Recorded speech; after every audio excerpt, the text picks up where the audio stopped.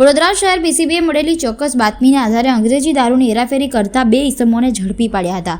માહિતી મળી હતી કે સફેદ કલરની હ્યુન્ડાઈ ક્રેટા કાર, જેના આગળના ભાગે રજિસ્ટ્રેશન નંબર લગાવેલો નથી અને પાછળ માત્ર આરટીઓનો નંબર મુકાયો છે, તે ગાડીમાં મોટા પાયે અંગ્રેજી દારૂનો જથ્થો ભરી વાઘોડિયા ચોકડી તરફથી શહેરમાં પ્રવેશ કરવાનો છે.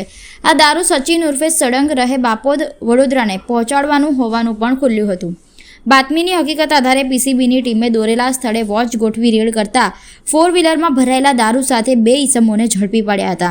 પકડાયેલા આરોપીઓમાં રંગપુર ગામના રહેવાસી ભરતભાઈ નંદુભાઈ રાઠવા અને કાછેલ ગામના રહેવાસી દિલીપભાઈ જયંતિભાઈ રાઠવાનો સમાવેશ થાય છે. દારૂનો જથ્થો સપ્લાય કરનારા તેમજ સચિન ઉર્ફે સડંગ રહે બાપોદને શોધવા માટે પોલીસે તપાસને વધુ ગતિ આપી છે. પીસીબીએ કુલ ₹5,05,720નો મુદ્દામાલ, જેમાં ₹3,07,20નો અંગ્રેજી દારૂ, એક મોબાઈલ અને એક 4 વ્હીલરનો સમાવેશ થાય છે, જેને કબજે કરી પ્રોહિબિશન એક્ટ હેઠળ ગુનો દાખલ કરી આગળની કાયદેસરની કાર્યવાહી હાથ ધરી છે.